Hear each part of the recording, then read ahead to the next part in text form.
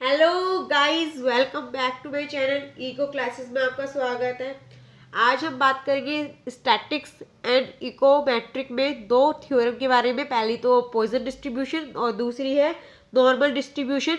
इससे रिलेटेड मैं आज आपको उसके बारे में समझाऊंगी, इसके फॉर्मूलेस बताऊंगी और वीडियो के एंड में मैं आपको एक बम्पर फॉर्मूला देने वाली हूँ जिसकी हेल्प से आप मीन, मीडियन एंड मोड से रिलेटेड जितने भी क्वेश्चंस हैं उसको आप बहुत इजीली सॉल्व कर सकते हैं। मैं आपको फॉर्मूला भी बताऊंगी, ट्रिक भी बताऊंगी और ये भी बताऊंगी कि किस तरीके के क्वेश्चंस एग्जाम्स में पूछे जाते हैं अगर तीनों वैल्यू एक साथ आ जाए तो वीडियो के लास्ट तक जरूर बने रहिए। और अगर अभी तक चैनल को सब्सक्राइब नहीं किया तो प्लीज़ चैनल को सब्सक्राइब कर देना, शेयर और लाइक करना ना भूले वीडियो को। तो हम स्टार्ट करते हैं। पहली बात है पॉइसन डिस्ट्रीब्यूशन। पॉइसन डिस्ट्रीब्यूशन क्या होता है, पहले तो हमें ये पता होना चाहिए और दूसरी बात हमें ये पता होना चाहिए कि हम इसका यूज़ कहाँ करते हैं। तो हम इसका जो यूज़ करते हैं वो करते हैं हम जब हम लेंथ की बात करते हैं या हम किसी स्पेसिफिक एरिया की बात करते हैं। ये बहुत नंबर ऑफ टाइम इनडेफिनेट होता है, ठीक है, इसको हम काउंट नहीं कर सकते। ये एक पीरियड ऑफ टाइम के बारे में बताता है। जब हमें पीरियड ऑफ टाइम निकालना होता है तो उसे सॉल्व करने के लिए हमें काम आता है। जब हमें वैल्यू निकालनी होती है वॉल्यूम की, जब ये काम आता है। इसमें एक चीज़ बात और है कि जो इसके एंड टर्म होते हैं वो क्या होता है, वो नंबर ऑफ ट्रायल, इसे हम बोलते हैं। जो नंबर ऑफ ट्रायल्स होते हैं वो लार्ज नंबर में होते हैं और इनडिफाइंड होते हैं, मतलब हम उसे डिफाइन नहीं कर सकते। इनडिफाइंड लार्ज नंबर्स होते हैं, ठीक है।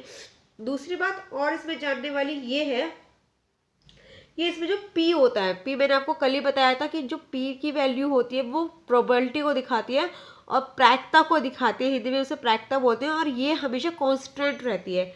इसका P क्या रहेगा, कांस्टेंट रहेगा। इसकी प्रोबेबिलिटी हमेशा कांस्टेंट रहती है, ये इसमें ध्यान देने वाली बात है, ठीक है। अब इसके फॉर्मूले की बात कर देते हैं। इसके फॉर्मूले की हेल्प से हम मीन और वेरिएंस कैसे निकालते हैं वो समझते हैं, ठीक है। अब मैं इसके को एग्जांपल भी बताऊंगी, बट सबसे पहले मैं इसका फॉर्मूला बता देती हूँ। इसका फॉर्मूला आप रट भी सकते हो और लर्न भी कर सकते हो, वो आपके ऊपर है। इसका फॉर्मूला थोड़ा सा ऐसा है, E, ठीक है, minus n multiply m x है हेक्टर। ये इसका फॉर्मूला है, ठीक है। अब आप पूछेंगे मैम ये फॉर्मूले में E क्या है, n क्या है, x क्या है, ये क्या है, वो क्या है। अब मैं आपको एक एक करके सारी बात बताती हूँ। मान लो व्हेन हमें वैल्यू दे रखी है x की 1 2 3 डैश डैश डैश, ठीक है, 0 भी मान लेते हैं, ठीक है। तो जो हमारा मीन होता है, m मतलब होता है मीन, जो हमारा मीन है, ठीक है, वो तो हमारा मध्य हो गया, मिड पॉइंट, ठीक है। जो इसकी E की वैल्यू होती है वो होती है हमारी, हमेशा E की वैल्यू इसमें दे रखी होती है 271828, ओके। और जो हमारा x हेक्टर है ये, इसका मतलब होता है x प्लस 1 x माइनस 2, ये x1 माइनस ये क्या x ये है 0 0 माइनस 1 1 माइनस 1 2 माइनस 1, ये हमारा ये आता है, ठीक है। तो ये x माइनस 1 x माइनस 2, ऐसे हम इसे x फैक्टर को निकालते हैं। इस फॉर्मूले को पुट करने का तरीका है, ठीक है। अब ये जो मीन है, ये मैंने आपको लास्ट में बताया था कि जो हमारा मीन है वो हमारे किस पे डिपेंड करता है, जो मैंने आपको कल बताया था बायनोमिकल थ्योरम में, कि जो NP है, N मतलब नंबर ऑफ ऑब्जर्वेशन और P मतलब प्रोबेबिलिटी ऑफ सक्सेस, उससे कौन बताता है, मीन बताता है, ठीक है, मीन बताता है। ये अगर आपने लास्ट वीडियो ना देखी हो तो पहले लास्ट वीडियो देखिए, आपको कॉन्सेप्ट और क्लियर समझ में आएंगे। यहाँ से वहाँ से आपको और ज़्यादा समझ में आएगा इसके बारे में, ठीक है। तो ये हमें बताता है। अब डिपेंड करता है कि इसका जो n है, मीन है, वो क्या होगा और इसका जो वेरिएंस है वो क्या होगा। तो इसमें सबसे अच्छी बात ये है, क्योंकि हमने जब कल पढ़ा था तो हमने पढ़ा था कि जो मीन होता है वो NP होता है और जो वेरिएंस होता है वो NPQ होता है, ठीक है। बट जो पॉइसन डिस्ट्रीब्यूशन है वो मीन बराबर वेरिएंस एक दूसरे के इक्वल होता है। जो हमारा मीन होगा वही हमारा वेरिएंस होगा और यही क्वेश्चन ब्लू स्टार कर लीजिए पेपर में पूछा जाता है कि कौन सा ऐसा डिस्ट्रीब्यूशन है जिसमें मीन और वेरिएंस इक्वल होता है। तो पॉइसन डिस्ट्रीब्यूशन एक ऐसा डिस्ट्रीब्यूशन है जहाँ पे मीन और वेरिएंस हमेशा इक्वल होते हैं, ठीक है। तो आई होप कि आपको ये कॉन्सेप्ट समझ में आया हो। इस फॉर्मूले का तो ज़्यादा यूज़ नहीं आता कहीं भी, बट आपकी नॉलेज के लिए फॉर्मूला पता होना चाहिए। और पूछा जाता है एग्जाम्स में कि पॉइजन डिस्ट्रीब्यूशन क्या होता है, मेनली ये कहाँ कहाँ यूज़ होता है। और इसका इंपॉर्टेंट क्वेश्चन जैसे जो मैंने आपको बता दिया कि कौन सा मीन और वेरियंस इक्वल होता है कौन से डिस्ट्रीब्यूशन में, ये पूछे जाते हैं। ठीक है, आई होप कि यहाँ तक आपको समझ में आया। और मैं आगे लेके चलती हूँ। आगे सेकंड पॉइंट जो आता है वो आता है नॉर्मल डिस्ट्रीब्यूशन। क्या होता है नॉर्मल डिस्ट्रीब्यूशन? इसके बारे में आपने काफ़ी कुछ सुना भी होगा, मुझे उम्मीद है। और अगर आपको इसके बारे में नॉलेज हो तो प्लीज़ कमेंट करके मुझे ज़रूर बताएं, क्योंकि मुझे खुशी होती है अगर आपके कमेंट्स आते हैं, आपकी इन्फॉर्मेशन मेरे तक पहुंचती है तो। ठीक है, तो इसका जो फॉर्मूला, पहले मैं इसकी बात करती हूँ। पहले एक चीज़ और बताती हूँ, इसमें जो डायग्राम भी बनते हैं नॉर्मल डिस्ट्रीब्यूशन का। नॉर्मल डिस्ट्रीब्यूशन का जो डायग्राम होता है वो कुछ इस तरह होता है। मैं आपको एक डायग्राम की हेल्प से बता देती हूँ। This called a normal distribution. ठीक है, ये एक पॉइंट ऑफ इन्फ्लेक्शन होता है। पॉइंट ऑफ इन्फ्लेक्शन क्या दिखाता है? हमारा पॉइंट ऑफ इन्फ्लेक्शन दिखाता है। इसका पहला पॉइंट है कि हमारा जो पॉइंट ऑफ इन्फ्लेक्शन है वो दो चीज दिखाता है। एक्स की वैल्यू में एम थीटा और दूसरा X minus M minus theta.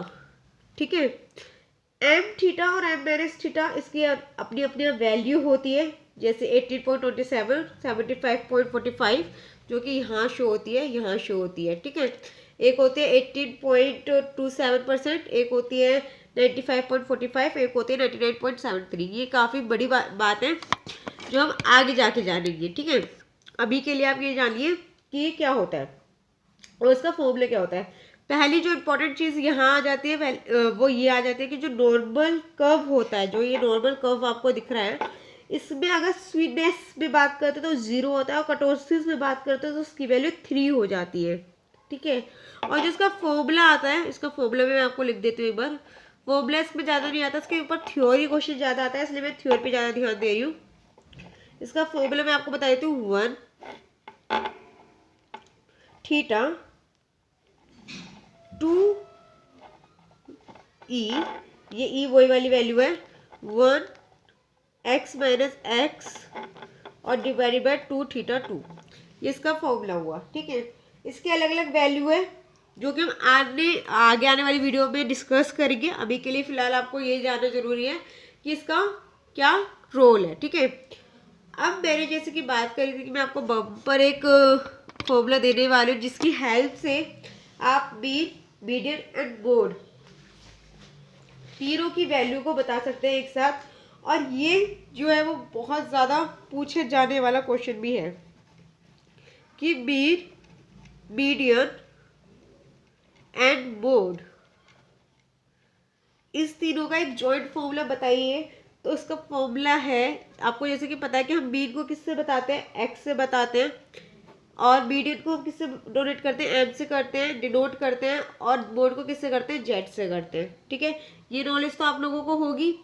अब इसके ऊपर फॉर्मूला आ जाता है तो मैं आपको बता दूं कि फॉर्मूला होता है इसका जेड बराबर 3m माइनस 2x बार, मोड बराबर 3 से मल्टीप्लाई करेंगे हम मीडियन को, माइनस करेंगे 2 और फिर मल्टीप्लाई करेंगे x मतलब मीन को।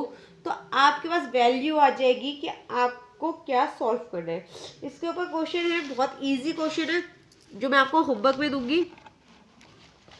आपको उसे बताना है कि आंसर क्या है, और अगर आपने मुझे कमेंट करके आंसर बताया तो बहुत अच्छी बात है। इस फॉर्मूले का यूज़ करना है आपको, जो मैंने आपको फॉर्मूला दिखाया, इस फॉर्मूले का यूज़ करना है आपको x minus 3m minus 2x बार, और इसकी हेल्प से आपको ये बताना है कि आंसर क्या होगा। अगर आपने आंसर बताया तो अच्छी बात है, नहीं तो मैं इसको नेक्स्ट वीडियो में सॉल्व करके जरूर दिखाऊंगी। क्वेश्चंस मैं खुद ही बना रही हूँ। समझ लो कि आपके पास जेड दे रखा है 28 और आपके पास एम दे रखा है 14। ठीक है, तो आपको बताना है कि एक्स बार कितना आएगा। ठीक है, ये आपका होमवर्क क्वेश्चन है, और आई होप कि आपको ये वीडियो पसंद आई और आपको ये बम्पर फॉर्मूला पसंद आया होगा। ये रहा आपका क्वेश्चन कि आपके पास जेड दे रखा है 28, एम दे रखा है 14, और आपको बताना है कि एक्स मतलब मीन कितना है। आई होप कि वीडियो पसंद आई होगी। अगर पसंद आए तो please like share and subscribe करना ना भूलें। और थैंक यू फॉर वॉचिंग। अपना प्यार देने के लिए थैंक यू सो मच।